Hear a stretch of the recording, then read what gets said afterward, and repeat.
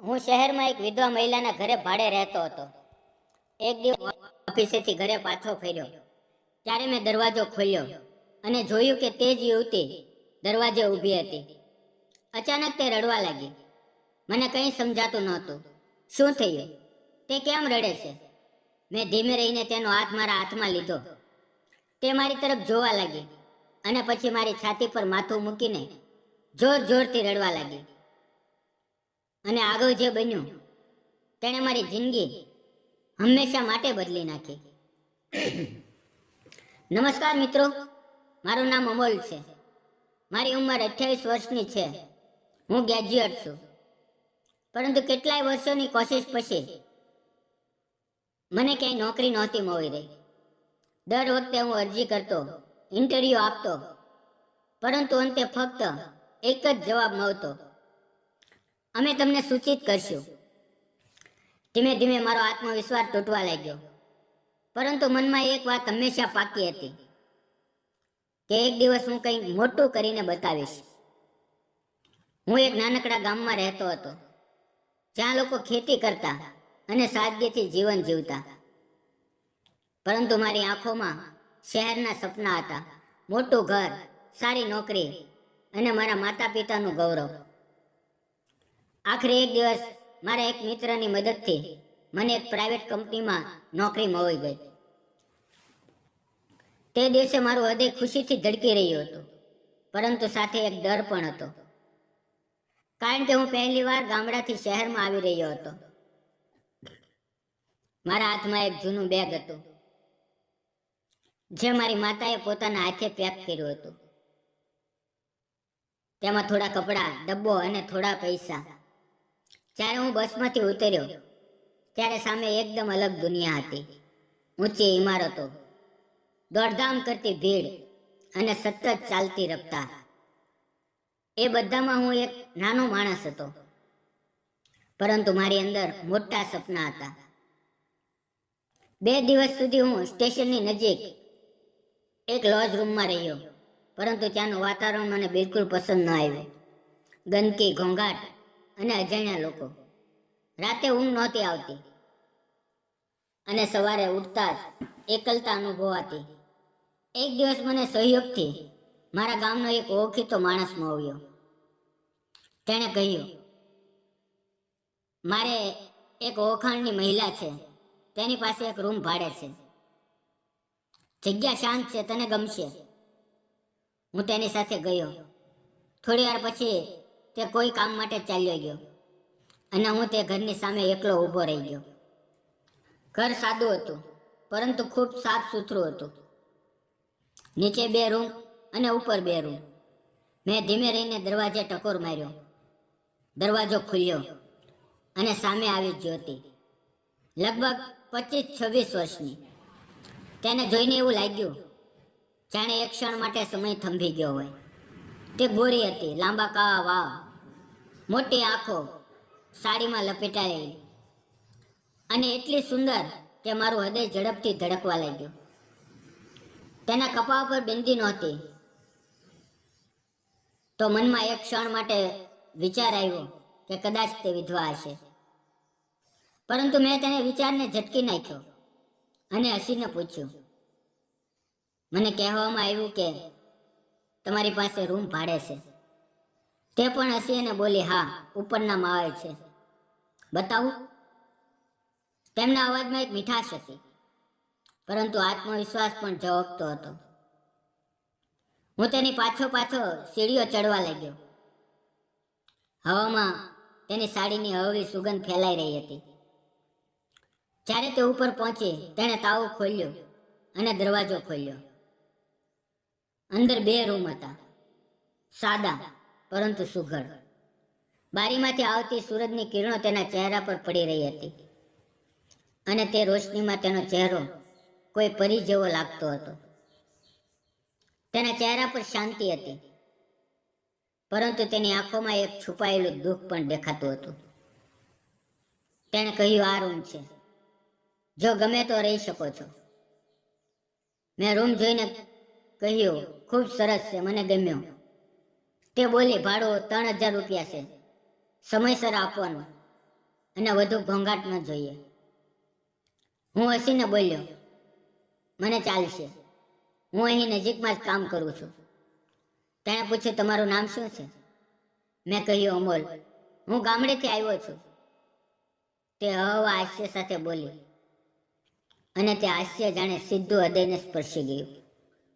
એવું હાસ્ય જેમાં ન બોલેલા શબ્દો છુપાયેલા હોય. મેં પૂછ્યું, શું આજથી રહી શકું? તેણે થોડી વાર વિચારીને કહ્યું, હા, મને કોઈ વાંધો નથી. મેં મારું બેગ રૂમમાં મૂક્યું અને પૂછ્યું, શું કોઈ એડવાન્સ આપવું પડશે? તેણે કહ્યું, 1500 રૂપિયા હમણાં આપી દો, બાકી આગલા મહિને આપજો. મેં ખિસ્સામાંથી પૈસા કાઢ્યા. એ પૈસા મારા માતા પિતાએ મહેનતથી આપ્યા હતા. જ્યારે મેં તેના હાથમાં પૈસા આપ્યા તો મારા મનમાં એક ભાવ ઉઠ્યો, આ શહેરમાં હું સફળ થઈશ, મારા માતા પિતાનું નામ રોશન કરીશ. તેણે પૈસા લેતા મારી તરફ જોયું અને હસી. તેની નજરમાં એક અલગ અહેસાસ હતો. ન ફક્ત ઓળખાણ, ન ફક્ત આભાર, પરંતુ કંઈક એવું જે હૃદયને ઊંડે સુધી સ્પર્શી ગયું. તે નીચે ચાલી ગઈ અને હું રૂમમાં એકલો રહી ગયો. રૂમમાં એક જૂનો પલંગ હતો. પંખાનો ધીમો ધીમો અવાજ ગુંજતો હતો, પરંતુ તે રાત્રે મને ઊંઘ ન આવી. બારીની બહાર ચાંદની ફેલાયેલી હતી અને હું તેના નરમ ચહેરાની તસવીર મનમાં બનાવતો રહ્યો. મારા ઓઠ પર આપોઆપ હાસ્ય આવી ગયું. શહેરમાં મારો પહેલો દિવસ પૂરો થયો, પરંતુ મન કહેતું હતું, આ તો ફક્ત શરૂઆત છે. તેનો અને મારો સંબંધ કંઈક ખાસ બનવાનો છે. તે દિવસ પછી મારી જિંદગી જાણે બદલાવા લાગી. મારી રહેવાની જગ્યા સારી હતી. તે નાનકડા પરંતુ શાંત રૂમમાં મને અપનાપણું અનુભવાતું હતું. ગેલેરીમાંથી દેખાતા શહેરના ઉજાસ મારામાં જોશ ભરતા હતા. હું રોજ ઓફિસે જતો અને સાંજે પાછો ફરી આ ઘરમાં સુકૂન મેળવતો. બહારનું તેલયુક્ત બેસ્વાદ ખાવાનું મને પસંદ નહોતું. ગામનું ગરમ પ્રેમથી પીરસેલું ખાવાનું યાદ આવતું. એક દિવસ જ્યારે હું ઓફિસેથી પાછો ફર્યો તો દરવાજો ખોલવા અનિતા આવી. એ જ મહિલા જેણે ઘર ભાડે આપ્યું હતું. તે સાદી હતી, પરંતુ તેની સુંદરતા એવી હતી કે તેની નજરોમાં જોતા જ હૃદય થંભી જતું. તેની સાડીની સુગંધ હવામાં ફેલાઈ હતી. હું ખચકાતા બોલ્યો, મેડમ, અહીંયા આજુબાજુ ક્યાંય ખાવાનું મળશે? તે હસી અને બોલી, મેડમ ન બોલો, મારું નામ અનિતા છે. તે ક્ષણે તેનું હાસ્ય એટલું પ્યારું લાગ્યું કે હું એક ક્ષણ માટે બધું ભૂલી ગયો. તે બોલે, અહીંયા નજીકમાં કોઈ લોજ નથી, પરંતુ જો તમને ઠીક લાગે તો હું તારું જમવાનું બનાવી શકું. મારું હૃદય ખુશીથી ધડકી ઉઠ્યું. મેં કહ્યું, સાચું? મને ગામનું સાદું ખાવાનું ખૂબ યાદ આવે છે. તે હસીને બોલી, મહિને 2000 રૂપિયા લાગશે, પરંતુ ડબ્બો નહીં મળે, તારે અહીં આવીને ખાવું પડશે. મેં તરત જ હા પાડી. મારા મનમાં તેના ખાવાની નહીં, પરંતુ તેના હાસ્યની સુગંધ હતી, જે આખા વાતાવરણમાં ભવાઈ ગઈ હતી. તે દિવસથી હવે હું રોજ તેના ઘરે ખાવા જવા લાગ્યો. તે મારા માટે શાક, ભાખરી અને પૂરી પીરસતી, અને હું ચૂપચાપ બેસીને તેના નાજુક ચહેરા અને સાદા રૂપને નિહાળતો રહેતો. જ્યારે તે ખાવાનું પીરસતી, તેની આંગળીઓ હળવી કાપતી અને મારું મન તેની આંખો પર થંભી જતું. જાણે તે આંખોમાં કોઈ ઊંડો સમુદ્ર હોય જે ઘણું બધું કહેવા માંગતો હોય. પણ એક સાંજે મેં હિંમત કરીને પૂછ્યું, અનિતા, તું એકલી રહા છો? આટલા દિવસ થયા પણ મેં ક્યારેય કોઈને જોયું નથી. તેની આંખોમાં અચાનક એક સન્નાટો ઉતરી આવ્યો અને તે ધીમા સ્વરમાં બોલી, મારા પતિ 5 વર્ષ પહેલા ચાલ્યા ગયા. આ ઘર તેમણે જ બનાવ્યું હતું અને તેમના જવા પછી હું એકલી રહી ગઈ. તું આવ્યો ત્યાંથી થોડું સારું લાગે છે. તેની વાત સાંભળીને હું મૌન થઈ ગયો. તેના ચહેરા પર ઝળકતું દુઃખ મારા હૃદયને જાણે ઓગાવી ગયો. મેં કહ્યું, તું હજી ઘણી જવાન છે. જિંદગી ફરીથી શરૂ કરી શકાય છે. તે હળવા હાસ્ય સાથે બોલી, હવે નહીં અમોલ, હવે હું આ જિંદગીથી થાકી ગઈ છું. મારા પતિ ખૂબ ઈમાનદાર હતા અને મારાથી ઘણો પ્રેમ કરતા હતા. તેમના વિના જિંદગી સૂની લાગે છે. તેની વાત સાંભળીને મારા હૃદયમાં દુઃખની લહેર દોડી ગઈ. મેં તેને જોઈને ધીરજથી કહ્યું, ક્યારેક જિંદગી આપણને બીજો મોકો આપે છે અને ક્યારેક કોઈ અજાણ્યો આપણી જિંદગીમાં આવીને આપણને ફરીથી જીવવાનું શીખવી દે છે.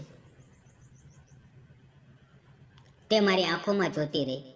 તેની નજરમાં અચાનક એક ચમક આવી, જાણે દુઃખના સમુદ્રમાં કોઈ નવી આશાનો કિનારો દેખાયો હોય. તે રાત્રે હું મારા રૂમમાં સૂઈ ન શક્યો. બારીની બહાર ચાંદની ફેલાયેલી હતી અને હું તેને જોતા જોતા એ જ વિચારતો રહ્યો,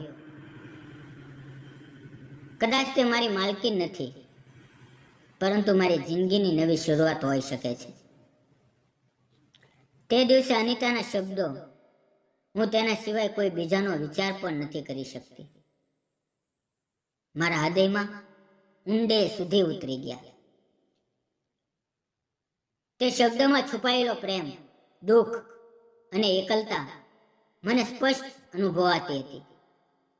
મેં ધીમે રહીને કહ્યું, અનિતા, તું જે કહે છે તે સાચું છે, પરંતુ આમ એકલું જીવવું ખૂબ મુશ્કેલ હોય છે.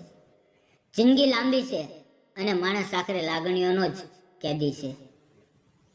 જો હું પુરુષ હોત તો કદાચ સમાજ કંઈ ન કહત, પરંતુ એક સ્ત્રીની એકલતા વધુ પીડાદાયક હોય છે. તે કંઈ ન બોલી, બસ મને જોતી રહી. તેની આંખોમાં આંસુ નહોતા, પરંતુ થાક અને મૌનમાં છુપાયેલું દુઃખ સ્પષ્ટ ઝળકતું હતું. થોડી ક્ષણનું મૌન છવાઈ ગયું. ત્યારે મારું ખાવાનું પૂરું થયું. મેં હાથ ધોયા અને ઊભો થયો. તે મને દરવાજે છોડવા આવી. જ્યારે હું સીડીઓ ચડતો હતો તો અજાણતા ફરી પાછો જોયો. તે હજુ ઊભી હતી. તેની આંખોમાં કંઈક કહેવાની ઈચ્છા હતી અને તે જ પળ અમારી વચ્ચે એક અજાણ્યો સંબંધ જન્મી ચૂક્યો હતો. દિવસો એક પછી એક આગળ વધતા ગયા. હવે મને શહેરમાં રહેતા રહેતા લગભગ 2.5 મહિના થઈ ગયા. મારી અને અનિતા વચ્ચે હવે આત્મીયતા આવી ગઈ હતી. તે રોજ મારું ખાવાનું બનાવતી અને હું મહિનાની શરૂઆતમાં તેને પૈસા આપી દેતો. પરંતુ જ્યારે પણ હું પૈસા આપતો, તે હળવા હાસ્ય સાથે મારી આંખોમાં જોતી અને કહેતી, અમોલ, આટલું ઔપચારિક ન બન. તે ક્ષણે મારું હૃદય થંભી જતું અને તેની નજરમાં મને એક અપનાપણું, એક સ્નેહ દેખાતો. એક સવારે હું ઓફિસ જવાની તૈયારીમાં હતો. નાસ્તો કરવા નીચે ગયો, પરંતુ ઘરમાં સન્નાટો હતો. મેં અવાજ આપ્યો પણ કોઈ જવાબ ન મળ્યો. તેના રૂમનો દરવાજો બંધ હતો. મને બેચેની થઈ. મેં ધીમે રહીને દરવાજાને ટકોર માર્યો. થોડી ક્ષણો પછી દરવાજો ખુલ્યો.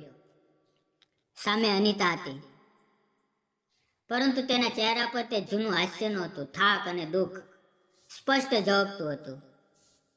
મેં ચિંતાતુર થઈને પૂછ્યું, શું થયું?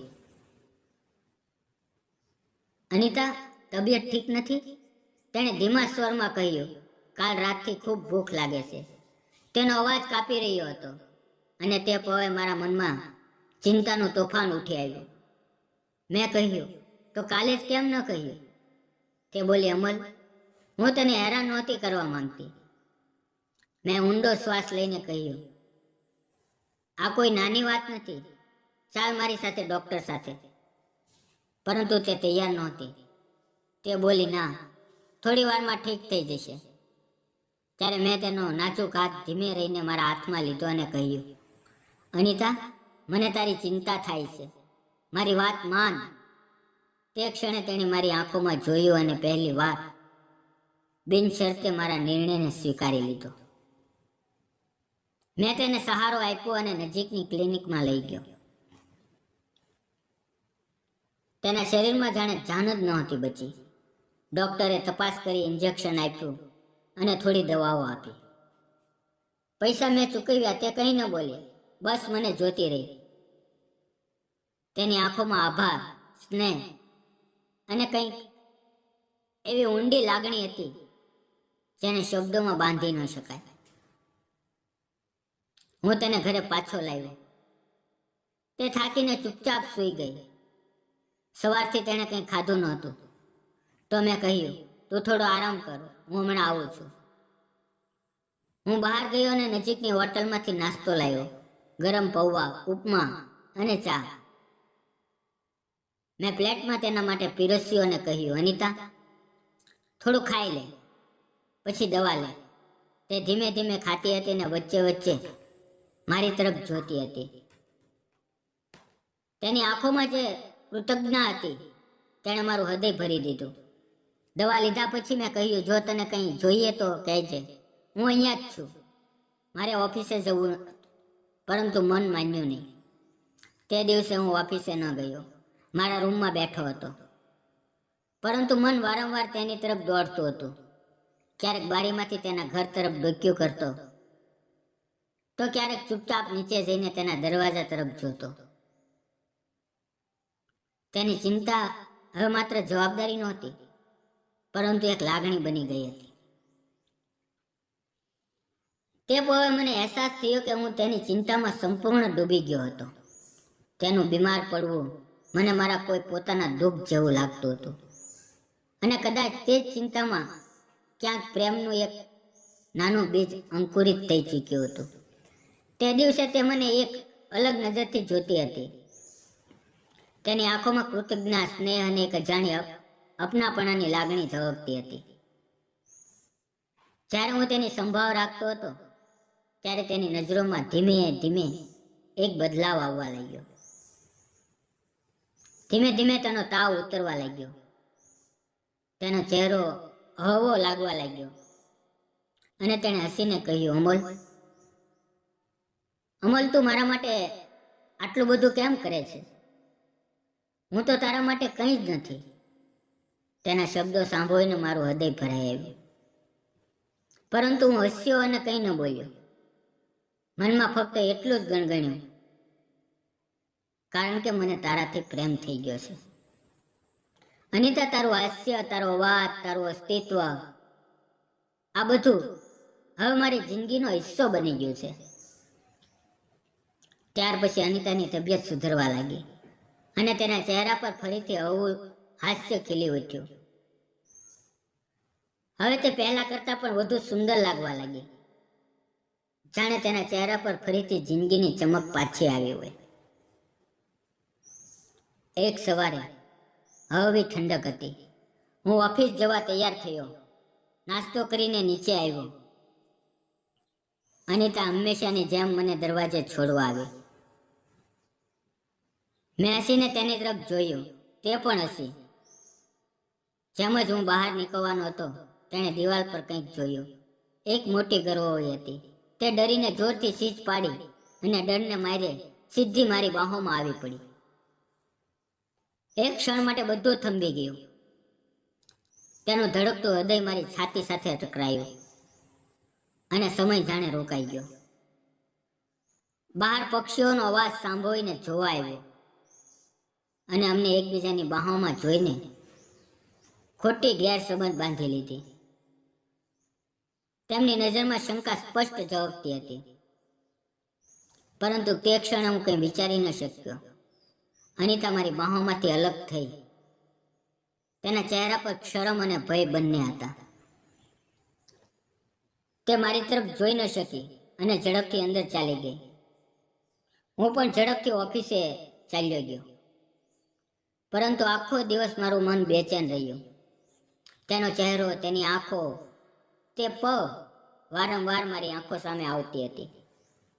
આગલા 2-3 દિવસ અમારી વચ્ચે કોઈ વાત ન થઈ. ઘરમાં એક અજાણી શાંતિ છવાઈ ગઈ હતી. એક સાંજે જ્યારે હું થાકેલો, હારેલો ઓફિસેથી પાછો ફર્યો, દરવાજો ખોલ્યો તો સામે અનિતા ઊભી હતી. તેની આંખોમાં આંસુ હતા. તે થોડી વાર ચૂપ રહી અને પછી અચાનક રડવા લાગી. હું ગભરાઈ ગયો અને પૂછ્યું, અનિતા, શું થયું? તું કેમ રડે છે? તે સિસકાતા બોલી, અમોલ, તું આ રૂમ છોડી દે. મને હવે ખૂબ તકલીફ થઈ રહી છે. પડોશની સ્ત્રીઓએ મારું જીવન હરામ કરી દીધું છે. તે કહે છે કે હું એક જવાન પુરુષને ઘરમાં રાખું છું. હું વિધવા હોવા છતાં તેની સાથે રહું છું. તે લોકો મારા વિશે ગંદા આરોપ લગાવે છે. તેની વાત સાંભળીને મારું હૃદય તૂટી ગયું. મને તેનું દુઃખ દેખાતું હતું. તે અંદરથી ભાંગી પડી હતી. હું આગળ વધ્યો, તેનો હાથ મારા હાથમાં લીધો. તે કાપી રહી હતી. મેં તેની સામે જોયું અને ધીમે રહીને તેના આંસુ લૂછ્યા. તે ઊભી થઈ, પરંતુ મારી નજીક જ ઊભી રહી. તેના શ્વાસ ઝડપી ચાલી રહ્યા હતા. તેની આંખો મારી આંખોમાં ડૂબી ગઈ હતી. પછી ધીમે ધીમે તે મારી છાતી સાથે ટકરાઈ. તે પોએ બધા શબ્દો મૌન થઈ ગયા હતા. ફક્ત શ્વાસની લય હતી અને હૃદયની ધડકનો. મેં તેનો માથા પર હાથ ફેરવ્યો. તે ધીમે રહીને બોલી, અમોલ, મને પણ તારાથી પ્રેમ છે. મેં હસીને કહ્યું, સમાજનું શું અનિતા? સમાજ તો હંમેશા કંઈ ને કંઈ કહેતો જ રહેશે. પરંતુ જો બે હૃદય સાચો પ્રેમ કરે છે તો કોઈ તોફાન તેમને અલગ નથી કરી શકતું. તે ક્ષણે અમારો સંબંધ શબ્દોનો નહીં, લાગણીઓનો મજબૂત થઈ ગયો હતો. લોકો વાતો કરતા રહ્યા, ફૂસફૂસાતા રહ્યા, પરંતુ અમે એકબીજાનો હાથ ન છોડ્યો. થોડા દિવસ પછી અમે બંનેએ લગ્ન કરી લીધા. ખૂબ સાદા, પરંતુ અંત્ય પવિત્ર. ન બેન્ડ હતું, ન બાજા, ફક્ત અમે બંને અને ભગવાન. તે દિવસે જ્યારે મેં તેની માંગમાં સિંદૂર ભર્યું તો કહ્યું, આજથી તું મારું બધું છે. તે હસી અને બોલી, હવે હું એકલી નથી. તે પોવે મને લાગ્યું કે હું રૂમ શોધવા આવ્યો હતો, પરંતુ અહીંયા મને જિંદગી મળી ગઈ. આજે પણ જ્યારે સવારે તેના હાથથી બનાવેલી ચા પીઉં છું તો હૃદય કહે છે, આ જ સાચું સુખ છે. અનિતા ફરીથી રંગબેરંગી કપડાં પહેરવા લાગી. તેના ચહેરા પર ફરીથી રોશની પાછી આવી અને મારો સંસાર પૂર્ણ થઈ ગયો. સમાજ ગમે તે બોલે, પરંતુ સાચો પ્રેમ એ જ છે જે નીતિમાં લખાયેલો હોય, અને નીતિની સામે કોઈનું નથી ચાલતું. વિધવા હોય કે કોઈ પણ, દરેક માણસને ફરીથી પ્રેમ કરવાનો અને જીવવાનો અધિકાર છે. મિત્રો, મેં અને અનિતાએ લગ્ન કરી લીધા. તમે કહો, મેં સાચું કર્યું કે ખોટું? નીચે કોમેન્ટમાં જરૂર જણાવજો. જો તમને મારી અને અનિતાની આ પ્રેમ કથા ગમી હોય તો તેને લાઈક કરો, શેર કરો અને ચેનલને સબસ્ક્રાઈબ કરવાનું ભૂલશો નહીં. મિત્રો, ફરી મળશું આવતીકાલે એક નવા વિડીયોમાં. અને જતા પહેલા આપણે જણાવી દઈએ કે મિત્રો, વિડીયોમાં આવેલા નામ, પાત્ર અને ઘટના ફક્ત કાલ્પનિક હતા. તેનો કોઈ પણ વ્યક્તિ, જાતિ કે ધર્મ સાથે સંબંધ નથી. આ વાર્તા ફક્ત મનોરંજન અને શૈક્ષણિક ઉદ્દેશથી બનાવવામાં આવી હતી. તેને અન્યથા ન જોશો. તો ચાલો આવજો મિત્રો, તમારું ધ્યાન રાખજો. કાલે મળીએ. ધન્યવાદ મિત્રો.